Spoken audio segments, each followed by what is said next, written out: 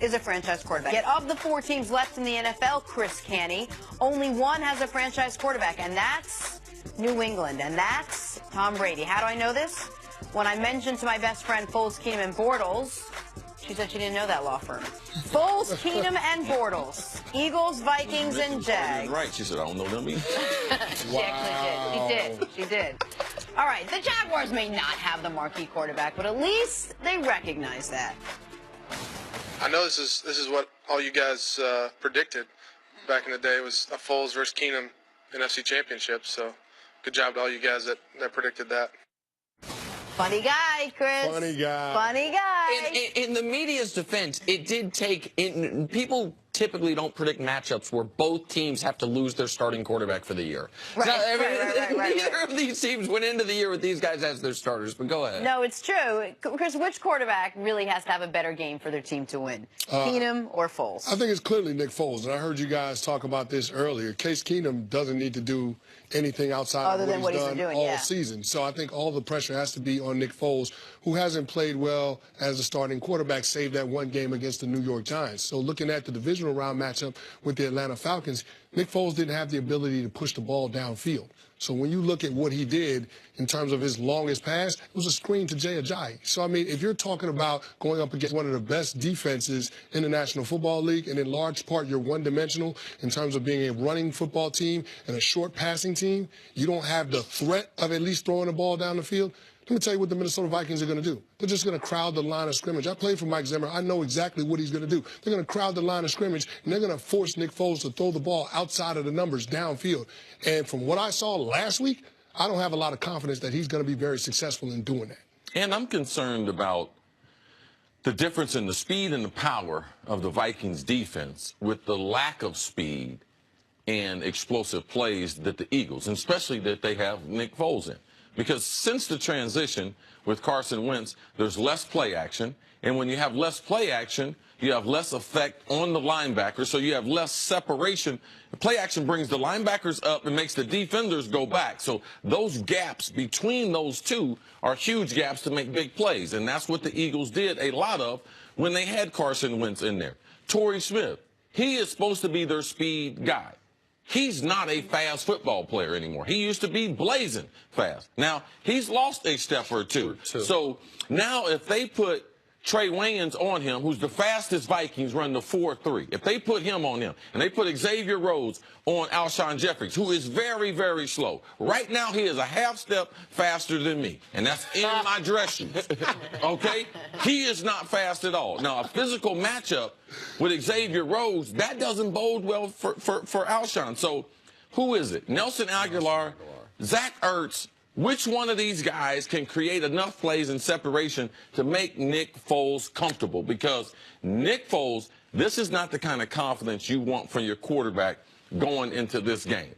Right now, I'd much rather have Case Keenum than Nick Foles because the consistency of Case and because, man, he is really glued into his playmakers. Adam Thielen, Stephon Diggs, 12 catches in the NFC Championship game. They made play after play after play when they had to. So this is going to be very interesting as far as which supporting cast helps support that quarterback who is a backup, you know, and didn't plan on them starting the NFC Championship game. And, like, for example, let's say go in the AFC round of the playoffs, both the Patriots and the Jags lost their starting quarterbacks.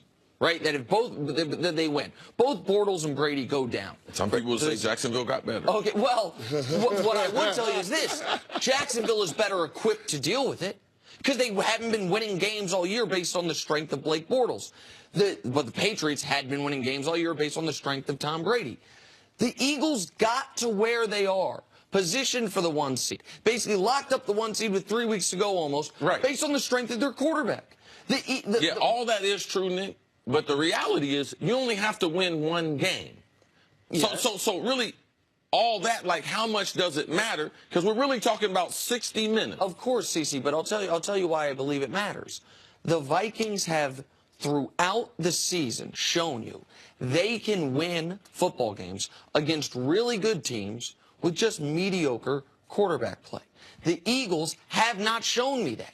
The Eagles have not shown me that they are a great team with mediocre quarterback play. They've only, to me, looked like a great team when they've had great quarterback play. That's why, if you're asking me who needs to play better for their team to win, they need Nick Foles to look like a player he isn't in Carson Wentz. The Vikings just need Case Keenum to look like Case Keenum. Is that if that doesn't register with you, maybe I'm not describing it. No, it does register, but sometimes when you're talking about single elimination, all right, what can the Eagles do? Because Nick Foles has been in the league long enough. Nick Foles can play one good game. Sure. Like we act like he can't play one good game. But to me, it will be because of these other things. And that's guys making plays, especially early in the game, to be able to offset the nerves and the jitters that he will have at the beginning of the game. No, you're right, CC. And some of those guys are going to have to step up. And you're right. You're looking at Aguilar. You're looking at Zach Ertz. Those guys have got to be difference makers. Nick Foles has got to give them an opportunity to make a play on the ball. And that's even a question mark in terms of him having the arm strength to be able to do what he needs to do in the elements playing outside. But he's got to give those guys a chance. They've got to step up and make plays. The only thing that I'm sitting here looking at when it comes to the Vikings defense, Everson Griffin and Danny Hunter, they're going to put a lot of pressure on him. So asking Nick Foles to do something that he's not exactly great at under duress, that's a recipe for failure. And I think that this is a disaster waiting to happen if Doug Peterson asks him to do too much in this game. And I want to make this clear. I agree Nick Foles can play a good game. The point that I'm making is I don't think the Eagles can win unless Foles plays a good game. I think the Vikings can win without Case Keenum playing a good game. I don't believe that. I don't believe that because the Vikings, they have gotten here. Adam Thielen made the Pro Bowl. Stephon Diggs had a good season. All right? Kyle Rudolph had a good season because they did get good quarterback play. They weren't just managing the quarterback. Case put up good numbers. So that's not all the way true as far as him just managing the Vikings. Like, Case has made plays. You called Case he was a gunslinger. He's not a game manager. Absolutely. Cece, that is totally true. They have won games, some of the games they've won off the strength of their quarterback. But they have, to me, either the best or the second best defense in football. They have all pro-level players we've talked about on all three levels of their defense. They have gotten good quarterback play. I don't think they have to get good quarterback play to win this football game. That's the distinction I'm drawing. Also, keep in mind, Nick Foles didn't play a great game last week, and they still managed to win. I mean, granted, you have to factor in your opponent, but 60 minutes. So, anyway, Chris Canty, thank you so much. Great job. Always appreciate it. Coming up, is it time for the Cavaliers to hit the panic button? The red button, usually in the middle of the court. Show them that ring on the way out, man. It's next on First Things First. Where did you get it? Tiffany's. Tiffany's. Everybody loves Tiffany's rings. He said the Patriots got theirs. Who'd you take it from? Tom Brady.